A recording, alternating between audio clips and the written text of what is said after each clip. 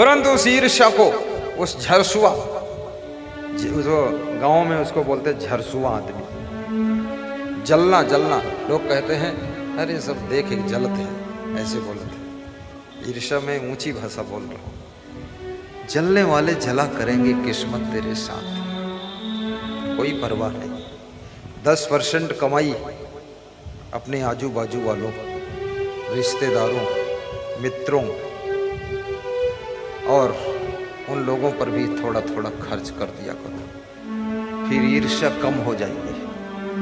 आपका लड़का अगर सर्विस पा गया, 50,000 महीना पाता है, तो 2-4 हज़ार जलन करने वालों पर खर्च कर दो, खीर पूड़ी खिला दो इनको, ताकि ताकत बने तो खूब तुम्हारी निंदा करे। थोड़ा खर्चा कर दोगे, शांत रहेंगे, क्योंकि ये चाहते हमको क्या मिला।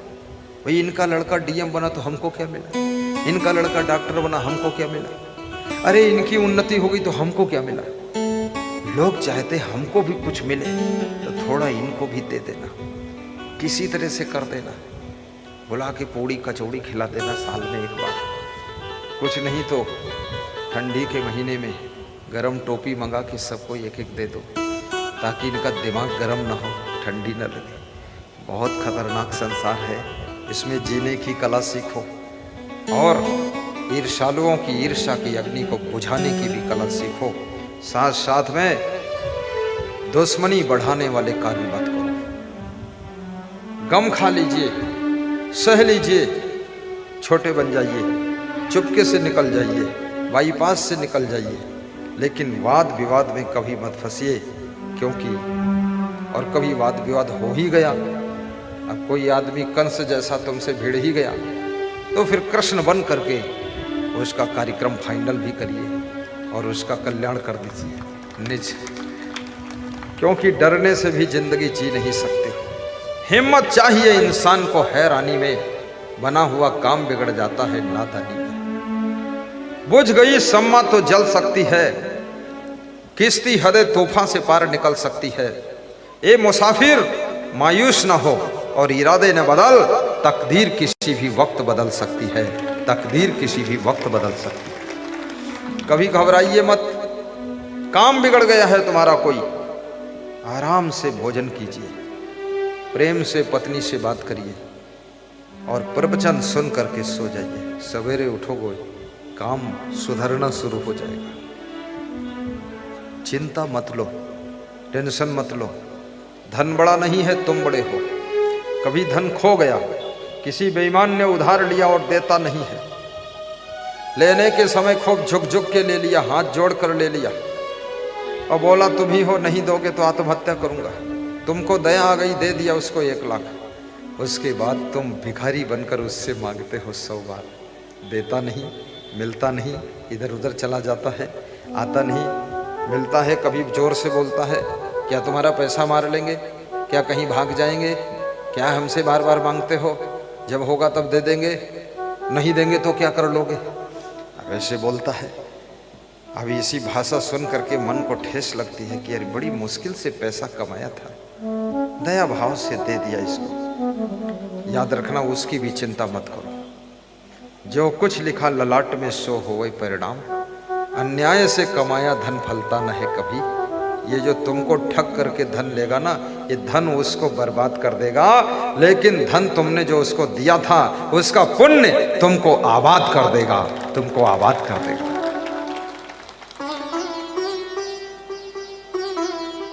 हे प्रभु हमें निर्मानी बना दो, दारिद्र्य हर लो, दानी बना दो, दारिद्र्य हर लो, दानी बना दो। आनंदमय विज्ञानी बना दो, मैं हूँ पथ की आशा लगाए। आनंदमय विज्ञानी बना दो, मैं हूँ पथ की आशा लगाए।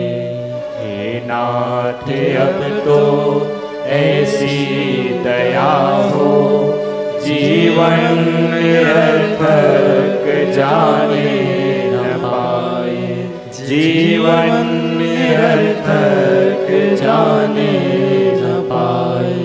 यह मन न जाने क्या क्या दिखाए, कुछ बन न पाए मेरे बनाए। यह मन न जाने क्या क्या दिखाए, कुछ बन न पाए मेरे बनाए। ये मन कितना चंचल है। अर्जुन भगवान के पैर पकड़कर करुणा भरे स्वर में कहता है, हे कृष्ण भगवान, मेरा मन बहुत चंचल है, क्या करूं। भगवान के साथ में अधिक से अधिक रहने वाला अर्जुन मन की चंचलता से परेशान है, क्योंकि शरीर तो भगवान के साथ रहता है लेकिन मन भाग रहा है। याद रखना, और जिसका मन चंचल हो जाए तो समझ लेना उसका भविष्य और भाग्य अंधकार में होने वाला है। विद्यार्थी का मन चंचल होगा तो विद्यार्थी विद्याध्ययन में फेल हो जाएगा। वैज्ञानिक का मन चंचल होगा, किसी प्रकार की खोज नहीं कर पाएगा। साधु का मन चंचल होगा, साधना में फेल हो जाएगा। स्त्री का मन चंचल होगा तो उसका घर पूरा बिगड़ जाएगा। पुरुष का मन चंचल होगा, सारा बिजनेस, खेती बाड़ी सब बिगड़ जाएगा। ये चंचल मन हर तरह नुकसान करता है। इसलिए कबीर साहब ने बहुत अच्छी बात कही है। उन्होंने कहा है कि मन की तरंग मार लो बस हो गया भजन। कबीर साहब ज्यादा इधर उधर की बात नहीं बताते, कहते हैं मन की तरंगों को मार लो बस भजन हो गया। और सुबह से लेकर शाम तक मन में कितनी तरंगें उठती हैं। कभी मन होता है जंगल में भाग जाऊं, शांति से रहूं, ये परिवार के जंजाल में फंस गया खाम खाम। और कभी मन होता है अरे साधु बन जाऊं तो बहुत अच्छा। कभी मन होता है अरे साधु तो बन गए लेकिन शादी करके भी देख लूं, थोड़ा वो भी देख लूं, उधर मन चंचलता करता है। कभी मन होता है अरे ये संसार में बहुत मेहनत है, कितना काम करना पड़ता है। लेकिन मैं कहूँगा काम करना भी जरूरी है, परिवार को संभालना भी जरूरी है, बिजनेस को करना भी जरूरी है। ऊबा डूबा मत करो, धैर्य रखा करो, सहनशीलता रखा करो, और बिजनेस को भी पूजा समझ करके प्रेम से किया करो, और खेती को भी पूजा समझ कर करो, और सर्विस भी अपना कर्तव्य और पूजा समझ करके करो। जो भी करना है, आपका कर्म जब पूजा बन जाता है तो जिंदगी में सुख बरसने लग जाता है, और जब पूजा कर्म बन जाती है तो आपका सुख नष्ट होने लग जाता है। बोलिए सद्गुरुदेव की। मंदिर में पूजा कर रहे हो, एक मशीन की तरह आरती घुमा रहे हो, मन में भाव कुछ नहीं, मंत्र बोल रहे हो, अंदर लालच भरा हुआ है। पति पत्नी बच्चों को लेकर के मंदिर में गई, मंदिर में बोल रहे थे तुम्हें माता च पिता तुम्हें, आंख मूंद कर तो बोला तुम्हें माता च पिता तुम्हें। फिर मन में बच्चों का ख्याल आ गया कि भीड़ है मंदिर में, बच्चे कहाँ। हाथ जोड़कर बच्चों की ओर मुड़े, बोले तुम्हें बंधुश्च सखा तुम्हें।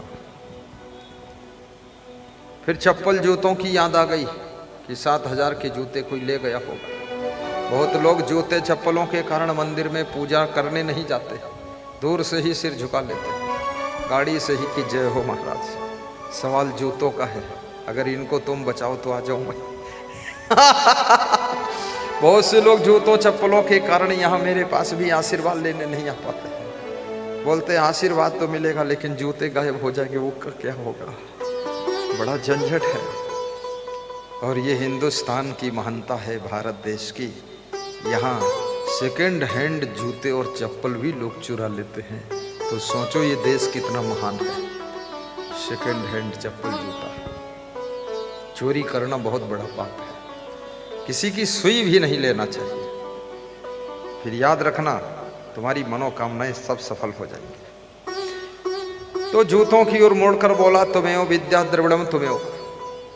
फिर आंख मूंदे था तो सोचा पत्नी किधर गई भीड़ में, तो उसकी तरफ हाथ जोड़े जोड़े बोला, तुम्हें ओ सर्वम मम देव। पत्नी मुस्कराने लगी कि बस यही चाहती थी मैं, ये कहाँ देवी देवतक चक्कर में पड़े हो, सबसे बड़ी देवी तो हम हैं, तुम्हें ओ सर्वम मम देव। नारियों में नारायणी का रूप छिपा होता है, लेकिन जो नारी भक्ति करती है, साधना करती है, ध्यान करती है, उसके अंदर ही वो नारायणी का रूप प्रकट होता है। जो नित्य प्रवचन सुनती है, भक्ति करती है, उसके अंदर नारायणी का रूप प्रकट हो जाता है। नर के अंदर नारायण का रूप छिपा हुआ है, परंतु जब आप सत्मार्ग पर चलते हो, सत्कर्म करते हो, तब वो नारायण का रूप प्रकट होता है। मुझ में तुझ में बस फर्क यही, मैं नर हूं, आप नारायण हो। मैं हूं संसार के बंधन में, संसार आपके चरणों में। गा दीजिए एक लाइन, हमारे गायक संत इसको गाएं। अब सौंप दिया इस जीवन का सब भार तुम्हारे चरणों में। अब सौंप दिया इस जीवन का सब भार तुम्हारे चरणों श्रीवास्तव है। जीत तुम्हारे समाज कल्याण अधिकारी, जोर से गाओ, मस्त हो जाओ। तुम्हारे चरणों में गुरुदेव, तुम्हारे चरणों में गुरुदेव, तुम्हारे चरणों में। हे नाथ तुम्हारे चरणों में, भगवान तुम्हारे चरणों में। अब सौंप दिया इस जीवन का सब भार तुम्हारे चरणों में। मैं जग में रहूं तो चरणों में। अब सौंप दिया इस जीवन का सब भार तुम्हारे चरणों में। अब सौंप दिया इस जीवन का सब भार तुम्हारे चरणों में। बोलिए सद्गुरु भगवान की जय।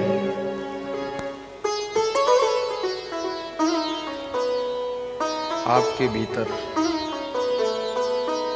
अनंत शक्तियां छिपी हुई है। उन शक्तियों को जागृत करने के लिए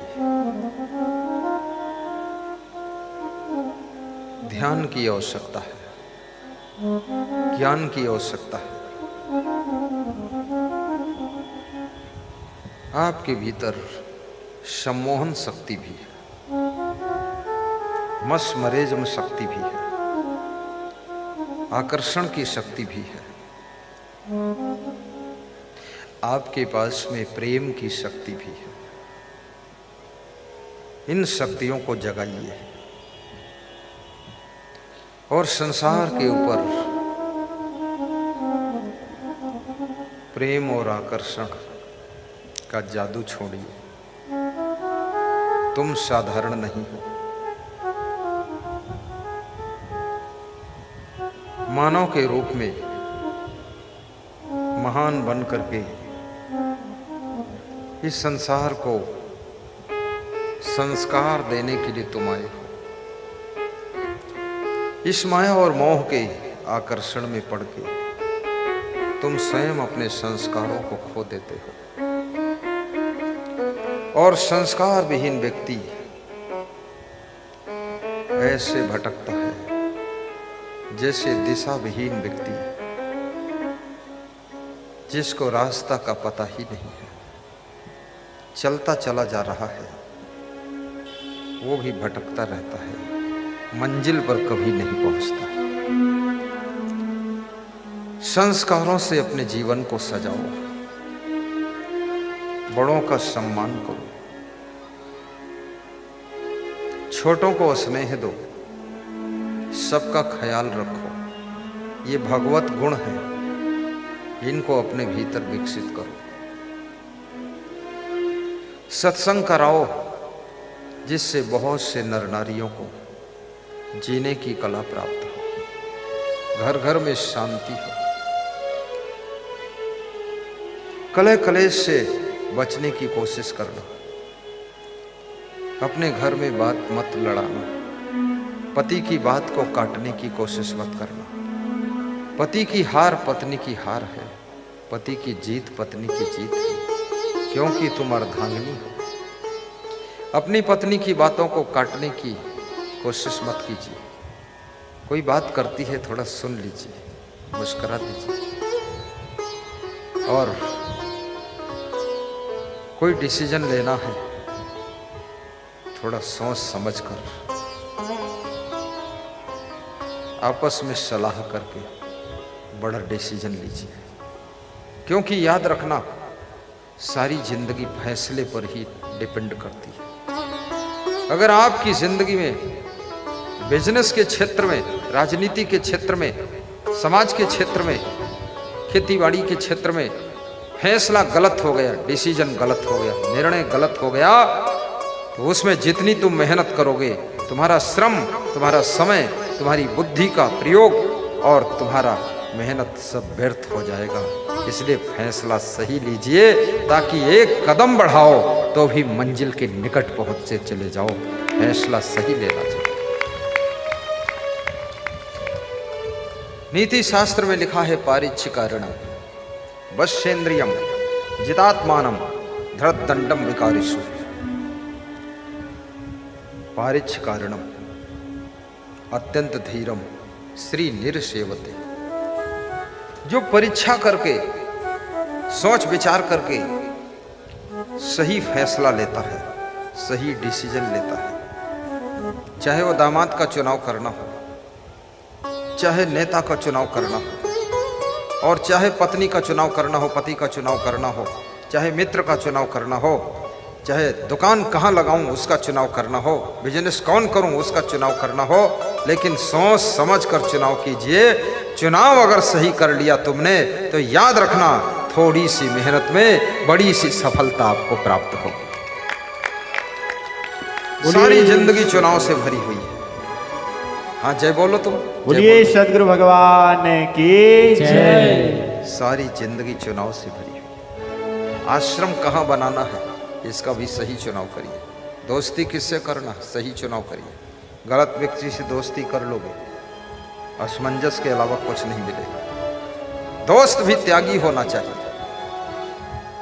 और धार्मिक होना चाहिए, और संयमी होना चाहिए, और नियम का पालन करने वाला होना चाहिए। कितने दोस्तों ने आपके परिवार की बेटी बहनों को बिगाड़ा है, कितने दोस्तों ने आपको धोखा दे करके आपका दीवाला निकाल दिया है, कितने दोस्तों ने, कहते हैं दुश्मन का मारा बच सकता है, लेकिन दोस्त का मारा फिर खत्म ही हो जाता है। इसलिए दोस्त सही ढंग से चुने। भगवान कृष्ण, सुदामा उनके दोस्त थे, लेकिन सुदामा वफादार दोस्त था। जब कृष्ण समुद्र में कूद करके टापू पर द्वारिका में रहते हैं, सुदामा को याद करते हैं। उस टापू पर मैं गया हूँ समुद्र के अंदर, वहाँ दाल होती और कुछ नहीं होता। तो सुदामा चावल लेकर पहुँचे कि चावल और दाल खा सकते हैं, नहीं तो चावल के अलावा कुछ और भी ले सकते ना। और पोटली में ले गए तो पोटली एक लिख दिया गया है, बाकी ज़्यादा ले गए थे कुंटलों चावल। भगवान वहाँ चावल और दाल खा करके रहते थे। याद रखना, भगवान के लिए भी समय कभी कभी संघर्ष और दुखद आ जाता है।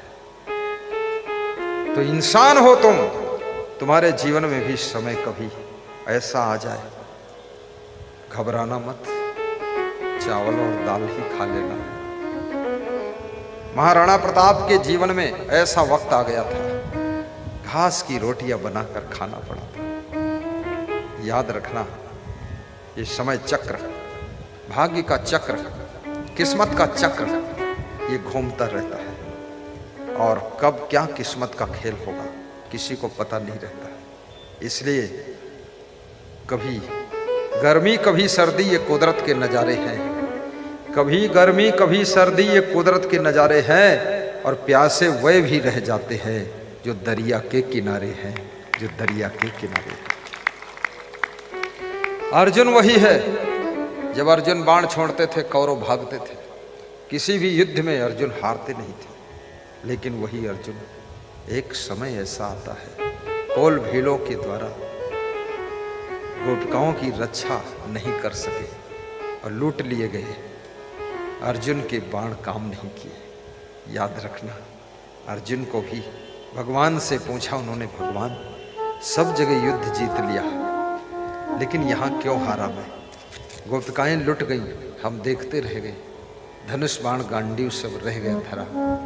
भगवान ने कहा, तुमको अभिमान आ गया था कि हर जगह मैं जीत जाता हूँ, ये इसलिए हार हुई है कि तुम्हारा अभिमान टूट जाए और पता चलना चाहिए तुम्हारे साथ भगवान की कृपा थी, इसलिए हर युद्ध में जीतते थे। तुम्हारे अहंकार आ गया था, इसलिए मैंने अपनी कृपा समेट लिया था, तुम हार गए हो। कृपा बहुत बड़ी चीज होती है। माता पिता की भी कृपा मिलनी चाहिए आपके ऊपर, सास ससुर की कृपा भी होनी चाहिए, साधु संत की भी कृपा होनी चाहिए, गुरु की कृपा भी होनी चाहिए, रिश्तेदारों की कृपा भी हो, और तुम स्वयं दूसरों पर भी कृपा करो। कृपा करना बहुत बड़ी चीज है। जो सबके ऊपर कृपा करता है तो कृपालु उसके ऊपर भी कृपा कर देता है। और मेरी जिंदगी में क्या था, तेरी कृपा से पहले। दीपक है, बत्ती है, घी है, लेकिन जलाने वाला कोई नहीं है, तो दीपक बुझा रखा है। जलाने वाले की कृपा हो गई, माचिस की तीली निकाला और घिस दिया, आग पैदा हो गई, दीपक जला दिया। जो दीपक बुझा बैठा था वो जल गया, लेकिन किसी की कृपा हुई तब जला है। याद रखना, हमारी आपकी जिंदगी भी दीपक की तरह है। जब किसी की कृपा हो जाती है तो हम जलते हुए दीपक बन जाते हैं, और जलता हुआ दीपक सारी दुनिया के बुझे हुए दीपकों को जलाने की सामर्थ्य रखता है, और बुझा हुआ दीपक किसी को जला नहीं सकता है। इसलिए जलते हुए दीपक बनना है तो किसी की कृपा को प्राप्त करिए।